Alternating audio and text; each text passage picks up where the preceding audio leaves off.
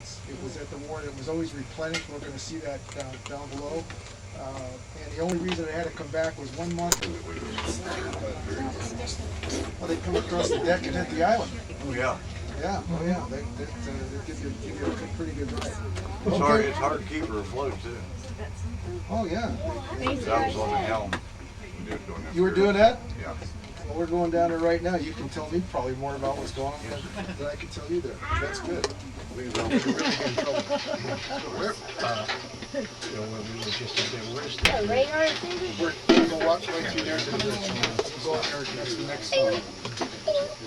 Did that, the experience that you told us about with the fire, did that end the operation there, or was everything cleared off and they continued Oh on? yeah, with you the, just get well, Get it out of the way. The deck was actually damaged, Yeah. and the catapult was damaged, so we actually had to go into Yokosuka Harbor, Yokosuka, Japan, to have some repairs made. Okay, so that kind of ended, that one ended.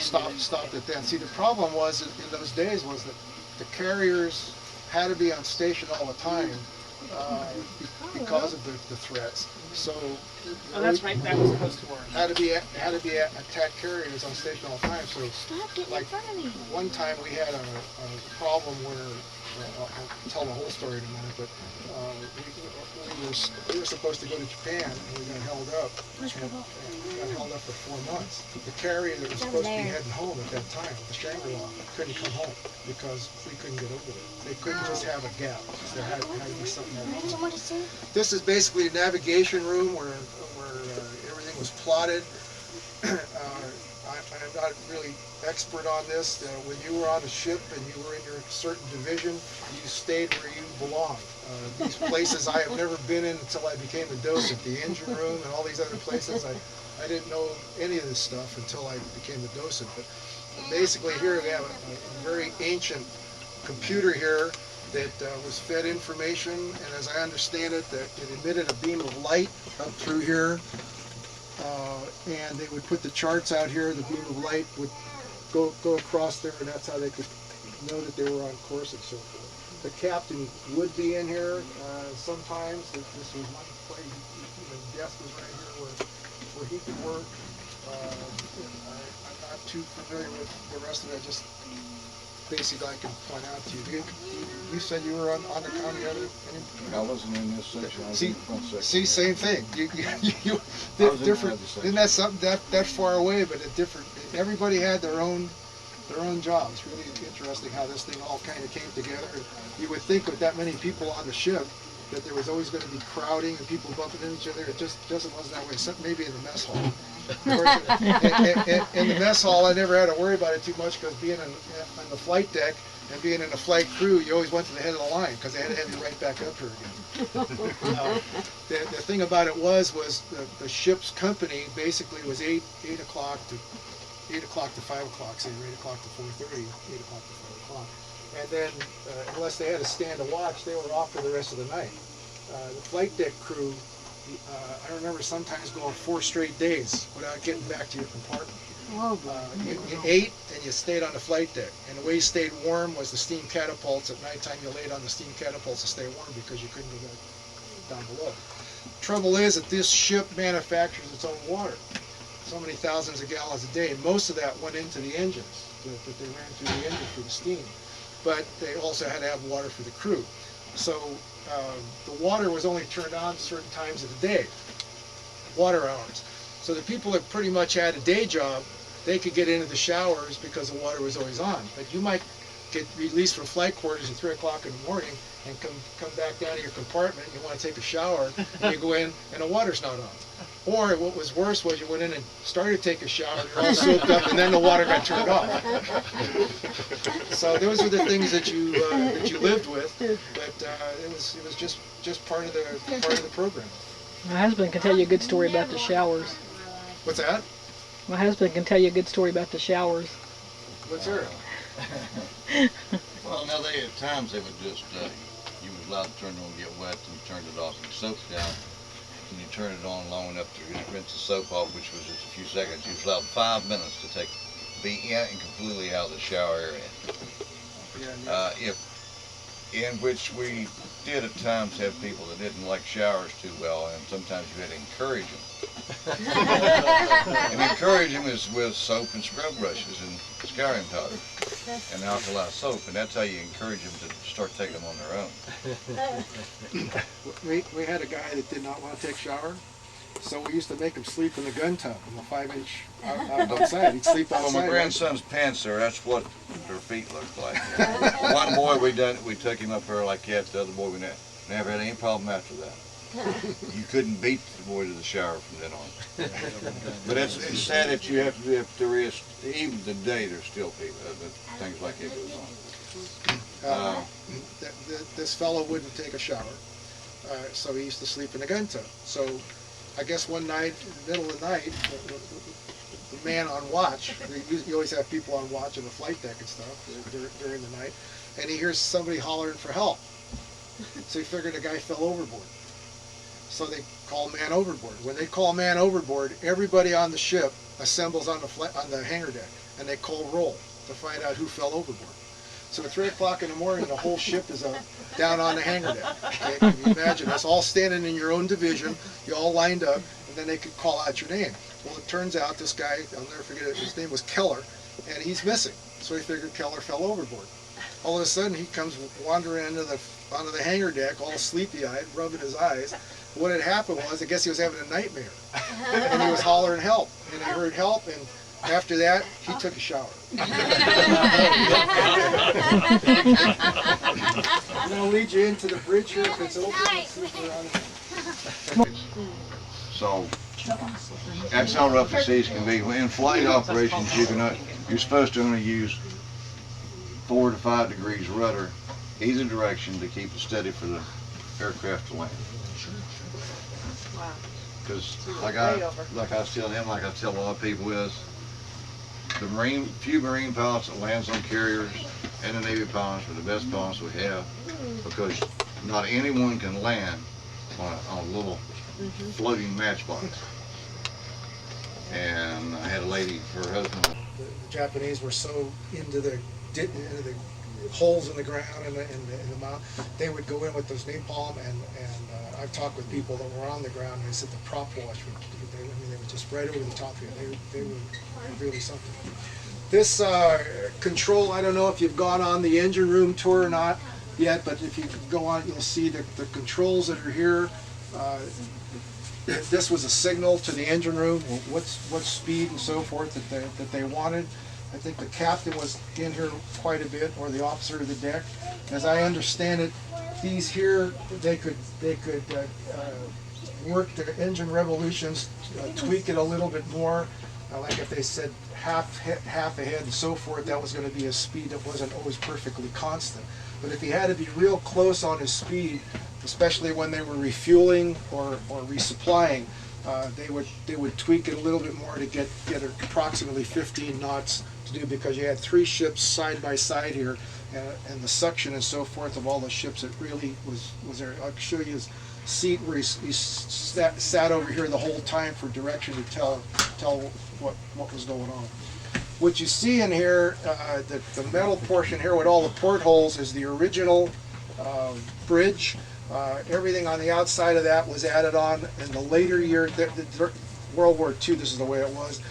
The outside was added on in the later years as more electronics and more technology came along. Obviously during general quarters, the hatches all came down, so just the slits that you could look out. As I don't know if I mentioned it to this group or not, this, as I understand it, was the only Essex class carrier that did not take a kamikaze hit in World War II. That's right. They call it the lucky ship. Grey Ghost. Grey Ghost. I thought the Grey Ghost was the Lexington. Is it this one? This one. This is it, okay. Because they thought they'd sank the Hornet. They did the original one, the one before us. Yes. And after that, this one was there, and they kept trying to hit it and never could hit it after that. So they nicknamed it the Grey Ghost. The original Hornet was only in existence for 1 year, and when it was sunk I think in August or September of 1942, this ship was already being built, but it was going to be called the Kearsarge, and they changed the name to the Hornet in honor of the Hornet. The original Hornet was the one that the Doolittle planes took off of in the Japanese raid, and those B-25 bombers, when they flew in here and landed, and they all taxied over into the parking lot. We have your cars parked, and then they were brought down this pier, and they left from this pier when they were hoisted aboard. 16 of them were hoisted aboard. One of the bravest things ever. Last year, I did I do aviation paintings, and I did a mural last year at Travis Air Force Base in commemoration of that. And I got to meet 9 of them. There's only 9 that can still travel. Of the 80 that originally left on that trip, there's only 9. There's 17 of them still alive, and only 9 that can still travel. If you've ever seen the movie 30 Seconds Over Tokyo with Van Johnson and Spencer Tracy, a couple of things. You'll see the city burning. It's supposed to be Japan, Tokyo burning. Well, they rigged a lot of that with models and stuff, but one day there was a major fire here in Oakland at an oil tank, and they had the B-25s at Sacramento, and they got on the phone and says, get down here fast with a camera ship and a couple of planes. And so what you see in that movie, and you see all that fire and flame and everything, that's Oakland on fire. And you'll be interested in this is when they're flying over the ocean and they get to Japan and they're flying over the rice paddies. If you really look at it and you look in the background, it's the Sutter Buttes. He's a duck hunter, so That's where I come from, is up in that area. This little diagram here will show you when you're heading out. It'll show you the size of this carrier as opposed to the new super carrier. It'll also show you what made this ship come in after 15 months with the deck all tore up. In those days, it did not have what we call now the hurricane bow, with when you were walking to the ship, you see it's all sealed in front. In those days, it was open. It was actually guns in the front, and the deck was pretty vulnerable when it got into wave action. That it tore it up. It also shows some refueling at sea and how close those ships are together. And if either one of them that's on the helm messes up, you can have a catastrophe where you come close. And you'll be surprised how fast people can move when that happens. We had one guy that a tanker rolled away from us, and your winch lines won't let out fast enough. Cables snap like that, and when they come back, it put a dent about that deep in one side of one of the hatchways going through. And you'll be surprised how fast 40 or 50 people can go through one opening at one time. Wow. You dive over top of each other. The captain stayed here at sea. He had his bunk here. He had a shower here,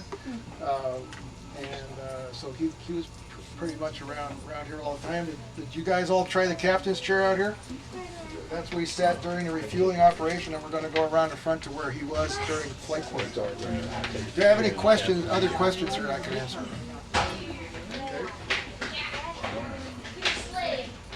You said on the original Hornet, when did they come down? Excuse me, sorry. Let's get on the video. Is this a Dunsky? I'm the captain. Looks like a Dunsky. Y'all pay attention to me. I'm captain. His chair's moving. That was a transition on the names of it. Yeah.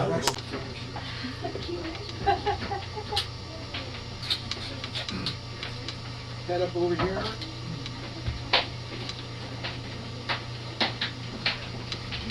I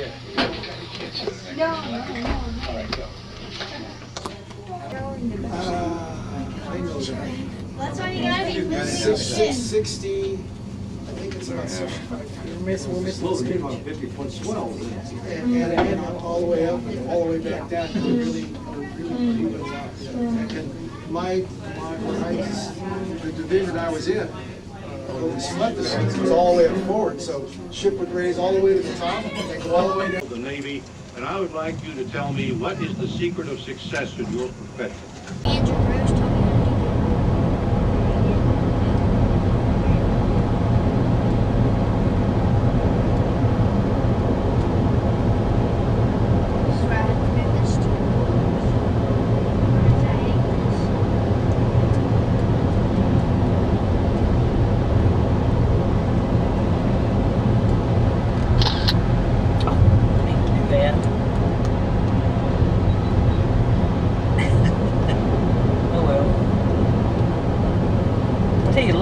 things sit close together, it's easy to hit that.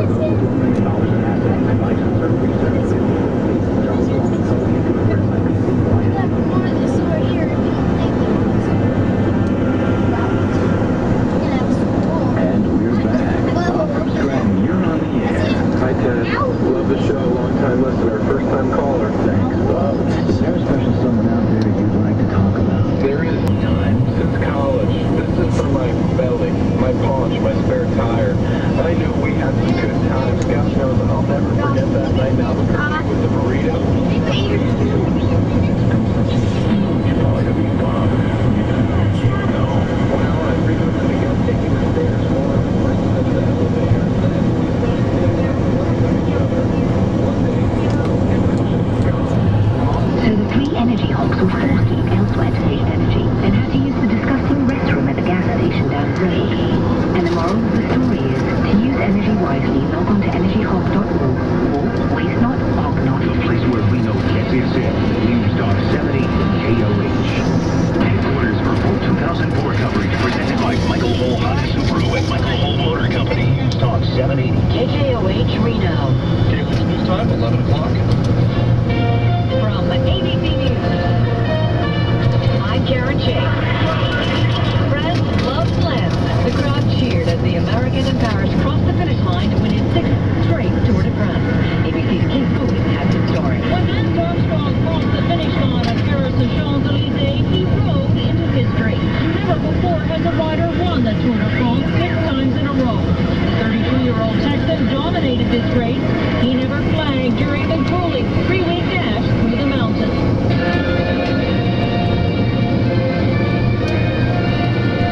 This has been a phenomenal accomplishment for Armstrong, who had to beat cancer before becoming one of the greatest sportsmen of all time. Kate Bowie, ABC News, London. The family of Lori Hacking, a missing Utah woman, is urging people to stop chasing rumors about her husband and focus on the search for her. It is so important that we not get distracted, that our primary mission is to find Lori and bring her home. A family spokesman says members are still standing by Mark Hacking, though the Deseret Morning News says a bloody knife found at the couple's home is among the pieces of evidence now being examined. As Boston's races for the Democratic Convention, the parties before the big party are already underway. CBC's Pam Coulter is there. The parties have already begun, and there will be scores of them attended by the likes of former President Clinton, Bono, and Ben Affleck. More than 700 events will be held around town amid super tight security. Dozens of rallies and protests. YoungDemocrats.com. That's PetCareRx.com. Or call 1-866-PetCareRx. That's 1-866-PetCareRx. Percent savings may vary by customer, location, and order. With a happy homecoming for a group of Army reservists who returned to Carrollton, Georgia after 18 months of duty in Iraq. ABC's Barbara Britt has their story. Annie Dallas says it's been tough waiting for her husband to come home from Iraq. You know, doesn't day what's going on. How they're really doing. Annie's husband, Larry Dallas, is thankful to be back. You lay down at night, you never know whether the next day you're coming up alive or not. Staff Sergeant Pamela Brown agreed. We're afraid to go in the needs, go out on convoys and stuff like that. It's a nice stuff to give us strength, and we know that it was all in his hands. Brown says each and every name. Lucasfilm announced it'll be called Revenge of the Sith. It's set for release in May of 2005, and filmmakers promise it'll finally tell the story of how Luke Skywalker's father turned into the evil.